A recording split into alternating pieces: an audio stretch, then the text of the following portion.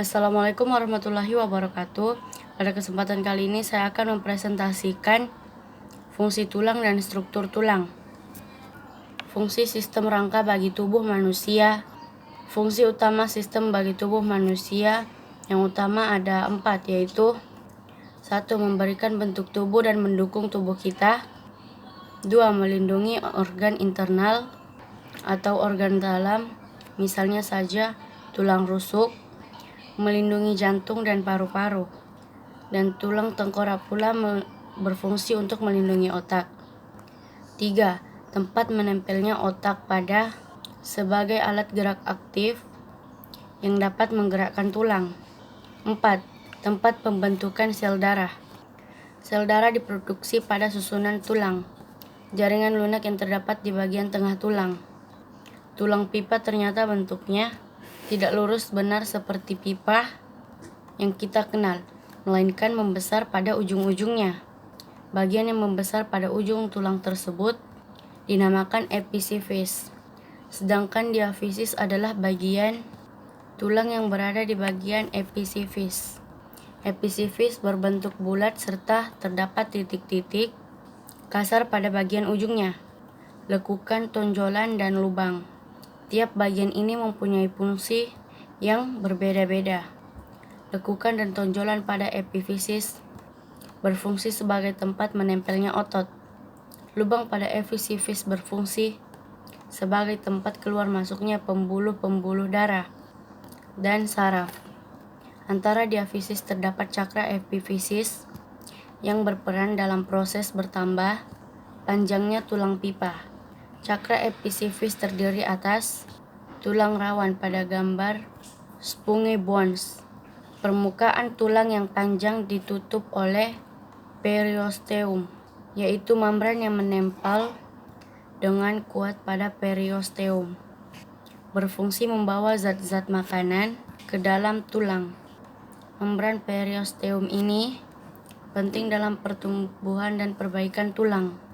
Di bagian bawah periosteum terdapat tulang kompak atau tulang keras dan kuat yang mengandung sel-sel tulang, pembuluh-pembuluh darah, zat kapur dan fosfor, serta serabut elastis. Kerasnya tulang disebabkan oleh kandungan zat kapur dan fosfor pada tulang, sedangkan serabut-serabut elastis mempertahankan tulang agar tetap kuat dan tidak mudah rapuh atau patah. Tulang spons terdapat di daerah ujung tulang pipa. Tulang spons ini kurang kompak atau keras, mempunyai banyak ruang-ruang kecil yang terbuka yang membuatnya menjadi ringan. Tulang panjang mempunyai saluran atau lubang yang besar yang terdapat di tengah tulang. Saluran-saluran itu diisi oleh jaringan yang berlemak yang disebut sumsum. Sumsum merah menghasilkan sel-sel darah merah hingga 3 juta sel per detik. Selain itu, sumsum merah juga menghasilkan sel darah putih dalam jumlah lebih sedikit. Jika sumsum tulang merah juga menghasilkan sel darah putih dalam jumlah lebih sedikit.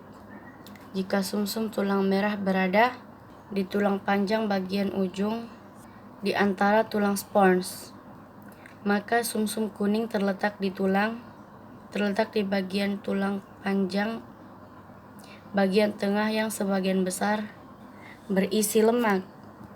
Ujung tulang panjang ditutup oleh tulang rawan atau cartilago pada gambar cartilage. Tulang rawan ini bersifat lunak, tebal, dan lentur. Tulang rawan juga bisa ditemukan di ujung-ujung tulang rusuk pada dinding, saluran pernapasan, hidung, serta telinga. Tipe tulang dan perkembangan tulang manusia. Setelah sebelumnya kita mempelajari tentang fungsi dan struktur tulang manusia, maka kali ini kita akan mempelajari tentang tipe tulang serta perkembangan tulang. Manusia dapat dibedakan menjadi 4, yaitu tulang panjang, tulang pipi, tulang pendek, dan tulang tak beraturan.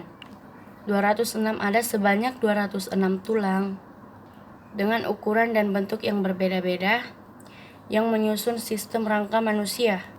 Perkembangan tulang. Tulang yang ada di bagian tubuh kita merupakan tulang tubuh yang paling keras.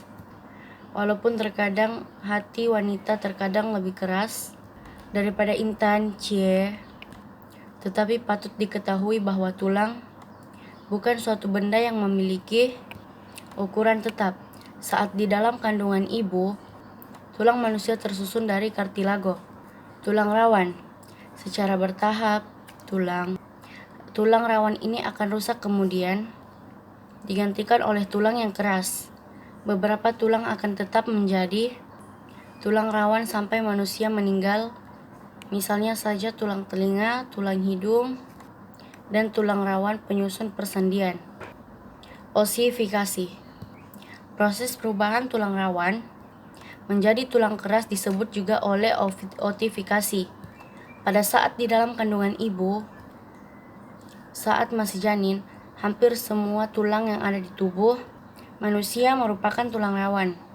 Seiring perkembangan janin dan setelah melahirkan, tulang-tulang rawan ini akan berkembang menjadi tulang keras. Tulang rawan mempunyai bentuk yang mirip dengan tulang dewasa. Tulang rawan memiliki rongga yang terisi oleh osteoblast atau sel-sel pembentuk tulang. Selanjutnya, osteoblast ini akan membentuk osteosit atau sel-sel tulang. Proses osifikasi ini dimulai dari bagian tengah tulang rawan, kemudian meluas ke seluruh arah sesuai pertumbuhan tulang rawan. Di antara jaringan tulang yang terbentuk ini terdapat pembuluh darah. Pembuluh darah ini berperan membawa mineral seperti kalsium sehingga tulang yang terbentuk menjadi keras. Selain mengalami proses osifikasi, tulang juga mengalami fusi atau penggabungan tulang. Pada saat manusia baru lahir, ada lebih 300 tulang yang ada pada sistem rangka. Seiring bertambahnya usia, beberapa tulang akan mengalami pertumbuhan bersama-sama, fusi. Oleh karena itu, ketika sudah dewasa, jumlah tulang pada sistem rangka manusia tinggal sebanyak 206 tulang.